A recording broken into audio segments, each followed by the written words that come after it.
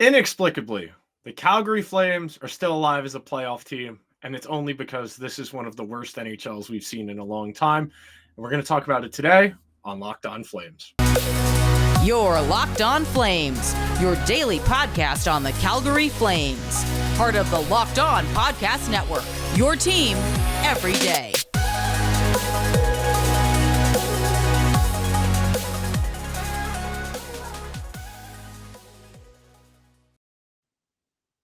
Hello, and welcome to Locked On Flames. Your host, all 5 episodes this week, Nick Zararis. Jess is in LA, landing in the next hour, I believe, to see the Calgary Flames play the LA Kings in person tonight, and she will be at the Flames-Ducks games tomorrow. So I'll be sure to check in with her at some point during the week, get some firsthand accounts of how the boys look out west.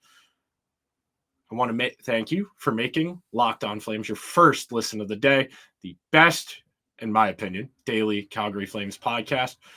So on today's show, got a couple things to go over. First, we're going to talk about why the NHL is so weak this year, and it's the only reason the Flames are still alive, and how the Flames compare to some of the other last seeds to make it into the playoffs in recent NHL history. We've got some props in our second segment to explain why the Flames keep losing all of these one-goal games. And our last segment of the day, we're going to touch on why the Winnipeg Jets are doing more for the Flames to make the playoffs than the Flames themselves. So, getting the ball rolling, it's very straightforward. The NHL, for all its posturing, for all of Gary Bettman's, the parity in this league has never been better messaging. That's just simply not true.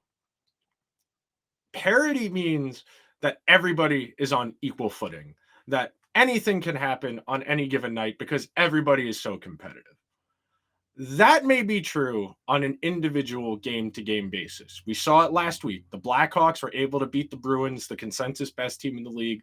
The Bruins, who've had a playoff spot locked up since probably Halloween, if we're being realistic. So anything can happen on any given night. But when I think parity means anyone can win the championship, that everybody's on equal footing.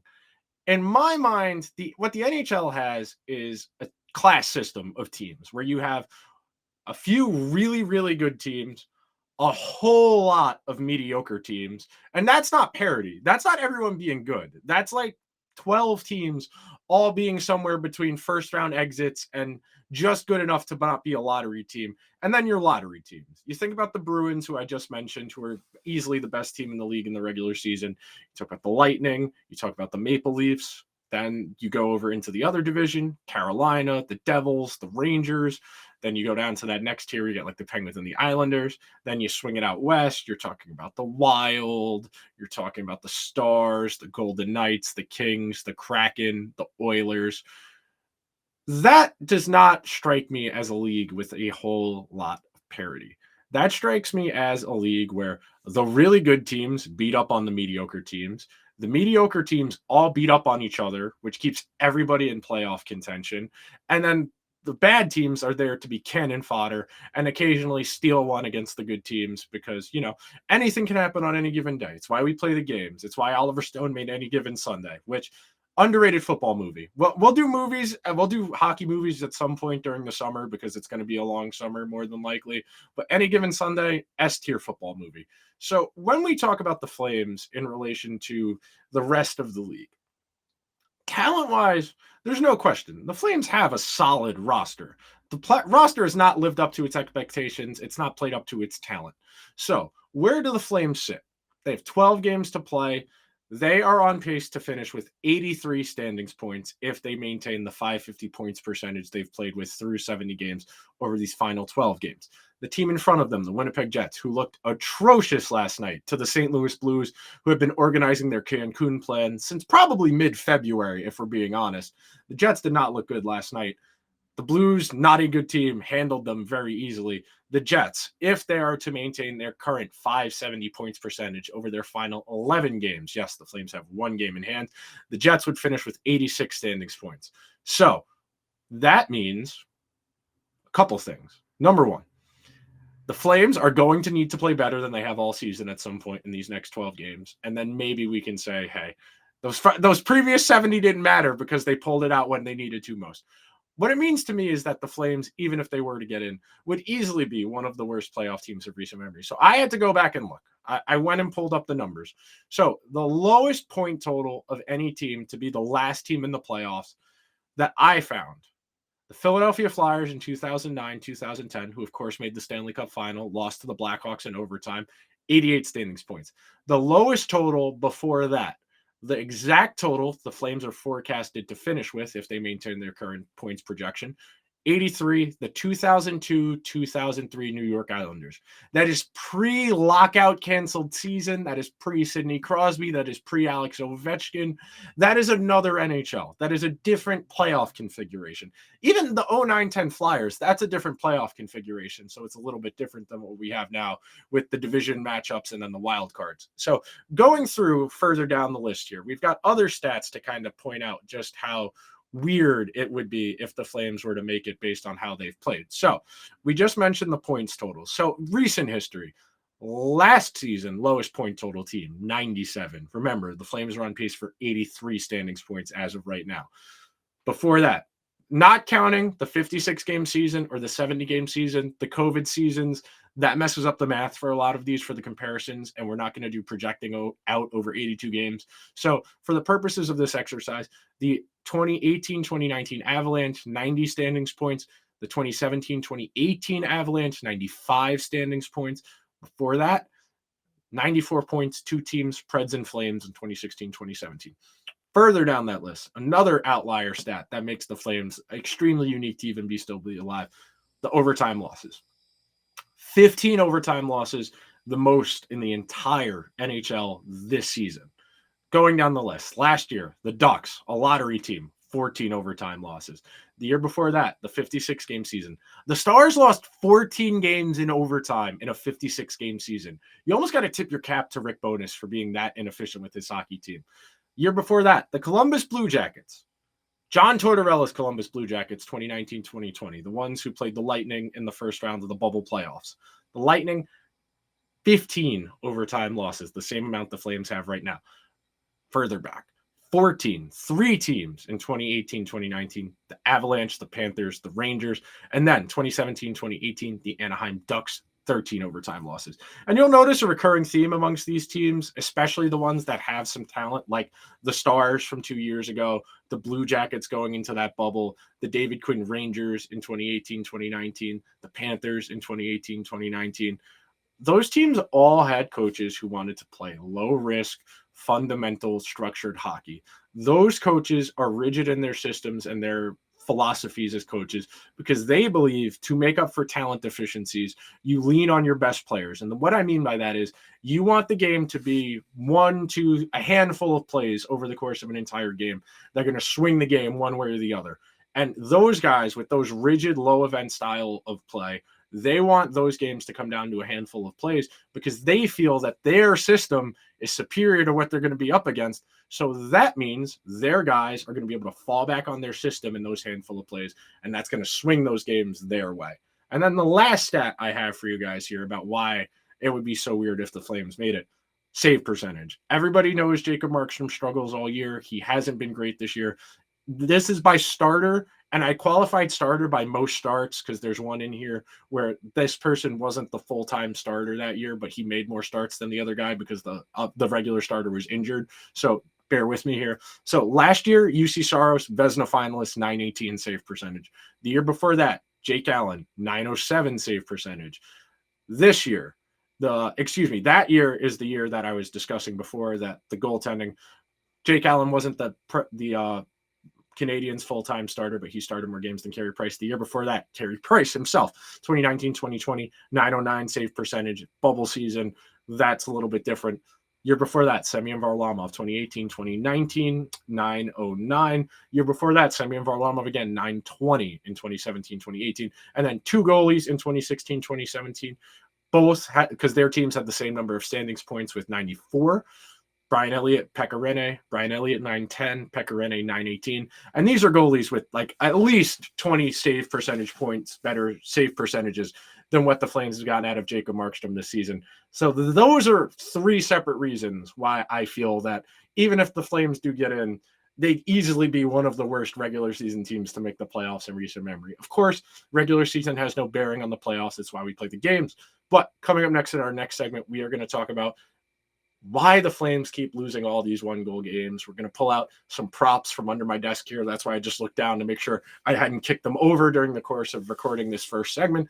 But first, we have got to talk about our friends at Athletic Greens. Our next partner is someone I have introduced their product into my day-to-day routine for quite a while now. Since I joined the Locked On family, I got introduced to their product through one of these ad reads that you are listening, and I was curious. I am somebody who takes decent care of themselves, work out, eat pretty well, take a handful of supplements every day. That was annoying, having to take 3, 4, 5 supplements every day to make up for things I wasn't getting fully through my diet, things I maybe had a little bit of a deficiency in. Get your blood work, get your blood work, see what you need in your diet more. AG1 takes care of that. So what I like about AG1, 75 high-quality vitamins, minerals, whole food source superfoods, probiotics, and adaptogens to start your day off right. Everybody who watches any of my content always sees me with a water jug or a water bottle handy. AG1 in there every day. The 16.9 ounce regular size bottle of water, sprinkle it in there, have that with my breakfast, have that with my coffee. That gets the ball rolling on my day. My brain starts to work. So every day I'm mixing in AG1 with my daily routine. And what I like about it so much, first of all, it's a lot cheaper than taking 4 or 5 supplements a day. $3 a day. That is a lot cheaper than this. This right here, this pond water from this coffee company, this was $4.29. AG1, $3 a day. It's cheaper than your cold brew habit, and it's giving you a little bit more of a nutritional value than your cold brew is. Also, it supports whatever lifestyle diet you might happen to be living. I am in a cut right now. Summer is looming. I am trying to make up my nutritional deficiencies, but I still want to enjoy what I am doing. It supports a keto, paleo, vegan, dairy-free, or gluten-free diet. Contains less than 1 gram of sugar, no GMOs, doesn't taste chemically. It doesn't taste like that artificial sweetener that's in that coffee from that coffee company that doesn't pay to advertise on here. So, and this other thing is something I've noticed as well, supports better sleep habits. Sleep is one of the most important things you're going to realize you need in your life as you get older. Into my mid-20s now, I am greatly recognizing how much I was not sleeping enough when I was younger. And one last thing here on our friends at AG1. Right now, it's time to reclaim your health and arm your immune system with convenient, healthy daily nutrition. It's just 1 scoop of cup of water every day. That's it. No need for a million different pills and supplements to look out for your health. To make it easy, Athletic Greens is going to give you a free 1-year supply of immune-supporting vitamin D and 5 free travel packs with your first purchase. All you have to do is visit athleticgreens.com/NHL Network. Again, that is athleticgreens.com/NHL Network to take ownership over your health and pick up the ultimate daily nutritional insurance. AG1's good stuff, man. I really have gotten used to that being my first water of the day. It really does make a difference in how my water tastes and how I feel. So now it is time for the debut of Nick Zararis, Locked On Flames host, the prop comic. You may not be familiar with why prop comics get a bad rap, but essentially some other comedians feel that they're doing show and tell up on stage because they can't write they can't write jokes, they can't do the observational humor that's conventional among stand-up comedians. So the Flames have lost 27 1-goal games. They have lost 15 games in overtime. Their loss Saturday night against the Stars, they should be commended for playing well enough to get back into that game after being down 3-1 early in that game. I was exhausted Saturday night. I trooped through it because I saw them drag it to overtime, and I wanted to be up just in case they were able to pull it out, and we could have had a nice little party on the timeline amongst all of the night owls on the East Coast, the people out in the Central Time Zone, out in the Mountain Time Zone, and the Pacific Time Zone. We could have had a little bit of fun talking ourselves into the Flames. Maybe this is hot. Maybe they're getting hot at the right time, but they did not find a way. And you've heard me talk about this a lot, especially in the last few weeks, as you try and iron out the root causes of why the Flames have struggled this season in all of these close games. Number one, they do not have a bona fide elite player. Those elite players are the ones who can make the game go their way. Forgive me while I reach down here and pull up my props here. So, these 2 bottles of water have the exact same amount of water in them. I used a measuring cup. I did not spill any water. I swear, for the people watching on YouTube, if you're listening, these bottles of water have the exact same amount of water in them. There is no discrepancy. I wouldn't lie to you. I am a man of science after all. Okay, so this bottle of water is the Calgary Flames. This bottle of water is the Dallas Stars. That game was in overtime. It could have gone either way. It's a tie game. A tie game is essentially a coin flip. Next goal wins. In overtime, next goal does win. So, for the purposes of this exercise, the game is even. There's the same amount of results so far. Who can get more out of what they have? When you're the Flames, you do not have an elite player. You need to rely on every single guy pulling in the same direction, playing really well. The other hand, you're the Stars. All you need is one of your superstar players to make a special play in your game. So if I squeeze the water bottle, it looks like there's more water in the bottle, even though there's the same amount of water in both. That is the effect that superstars players have in close games. They are able to swing a game more than a handful of guys. And I've made this point more than once on the show the last couple of weeks, and I'll reiterate it here. What makes the Flames so frustrating is they have good players. They have one of the better top 9s in the entire NHL. They don't have one guy who can make a play that everybody else on the ice can't. That has been their issue in these tough situations and why they have struggled to find ways to win. When you need 1, 2, 3, 4, 5, 6, 7, 8, 9, 10, 11, 12 forwards and all 6 defensemen and your goalie to play well, to have a chance to win, that's too many variables. You need too much to go right. The more variables you introduce to a situation, the more complicated it is to replicate the outcome you're looking for.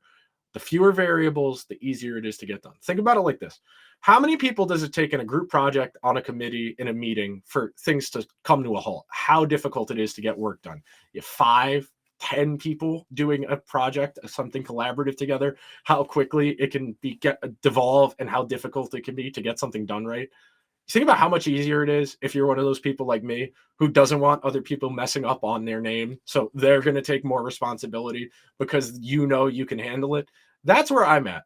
When you're one of these star players and you realize, oh, they need me to do something, that's what Rupe Hintz, Jason Robertson, Joe Pavelski, Miro Heiskanen can do for the Stars. Jake Ottinger can do for the Stars.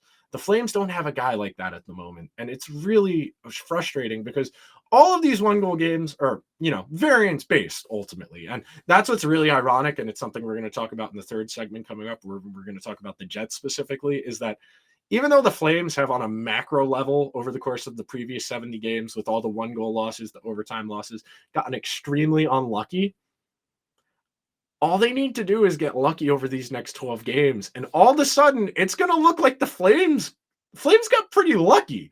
That's what makes this entire situation so weird. You can't say a team that's lost all these 1-goal games is lucky. All they need is the Jets to lose a couple more games, and they need to win a couple more games. That would quantify as lucky. To be the lowest point total team to make the postseason since 2002, 2003, yeah, that requires a little bit of luck. But before we talk about the Winnipeg Jets in our third segment and their efforts to make sure the Calgary Flames make the playoffs, we are going to talk about Built Bar. If you are looking for a delicious treat but don't want all of the fat and calories, you've got to try Built Bar. Summer is coming. You heard me talk about it when we were plugging AG1. We are taking care of ourselves. We have got to be ready for the summer. That means we need to be eating protein. We need to be leaning out, and we need to be presentable. You got to try Built Bar. And most importantly, and this is what's key for me, I've tried a lot of the protein cookies, bars, snacks. It's got to taste good. 100% real chocolate. That's right, real chocolate. Under my desk is a fridge. There are a handful of Built Bars in there. I am very much looking forward to having one with my lunch. They are a nice little treat that is good for you. They come in really good flavors like churro, peanut butter brownie, and coconut almond. Not sure how they do it, but it does taste like candy while maintaining amazing macros. And here's what got me in on them: 130 calories, 4 grams of sugar, 17 grams of protein. I'm 179, 180 pounds, give or take, depending on the day, what the water weight situation's looking like. I'm supposed to be having 90 grams of protein to maintain this frame, get a little more muscular. If I'm getting 17 grams of protein out of my 90 from what tastes like candy, that makes it a lot easier to hit that 90 grams of protein threshold for me. Exciting now?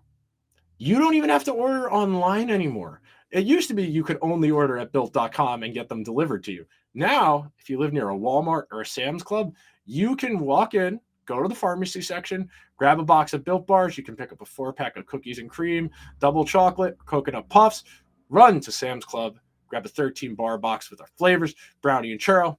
You can thank me later. They're really good, man. That's the most important thing. Any type of supplement, anything you're doing for nutrition or your health, it's got to taste good. Otherwise, you're not going to be able to build a good habit with it. And that's the most important part of any nutritional change, any exercise changes. Are you going to be able to do it repeatedly and turn it into a habit as opposed to a diet, a routine?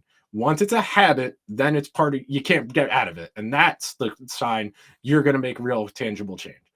Speaking of real tangible change, about a month ago, I was ready to say the Jets were locked into a playoff spot. Everything was rolling. Connor Hellebuck was going to be a Vezina finalist. Pierre-Luc Dubois was going to have one of the best restricted free agent walk years of recent NHL history. Mark Scheifele, Blake Wheeler, Fountain of Youth. Nikolai Ehlers. I don't know why I just stumbled on his name. This is one of my favorite players in the entire league to watch. He's one of the best transition players in the entire league, which is something only a nerd like me cares about, but I digress. Plus, you're going to probably have a Norris final this season for Josh Morrissey, who's having an explosion in terms of his point production. All of those things were going the Jets' way. And then Pierre-Luc Dubois gets injured. He's been out for most of this lull the Jets have gone through the last couple of weeks. I pulled out a couple of stats in the main categories that I use to kind of evaluate how teams are playing over smaller sample sizes. The bigger sample sizes, you can use the season-long stuff. That's fine. But when a team is struggling, you got to try and diagnose what's not working for them. So compared to the Flames, the only stat the Winnipeg Jets at 5-on-5 have that is better than the Flames is save percentage. And that's only by a decimal place. That's not by a significant tangible. So chances for, chances against, goals for, goals against, expected goals for, expected goals against, high danger chances for, high danger chances against, and shooting percentage. The Flames are all doing better than the Jets in those categories over the last 15 games. That tells me a couple things. Number one, the shooting percentage one, especially for a Jets team that has high-end talent, like Scheifele, like Wheeler, Ehlers, Luc Dubois when he gets fully healthy. With all of that, Kyle Connor, who fantasy hero. Kyle Connor is always underdrafted in my fantasy hockey leagues for some reason. I've drafted him 3 years in a row now, and all the dude does is score goals. But I won't go on a fantasy hockey tangent because my team is so good this year, and I have awful goaltending, much like the Flames. And yeah, I have Jacob Markstrom. I ate the cheese on the 31-year-old having the career year, thinking he's on a great analytics team. The Flames won't ask that much of him. Joke's on me. Oh well. But back to the Jets and why they're going to keep the Flames in this mix. Through their last handful of games, the Winnipeg Jets are 4-5-2 over their last 11 games. That's not great. A loss to a Blues team that's very much in vacation mode already. That's not great. The Jets not getting as good of goaltending. The workload will catch up with you. Flames fans, you are listening. You know this. You can have a goaltender having a great season. If you use them too much, they will wear down over the course of that season and makes it a real challenge to win these key games at this time of the season.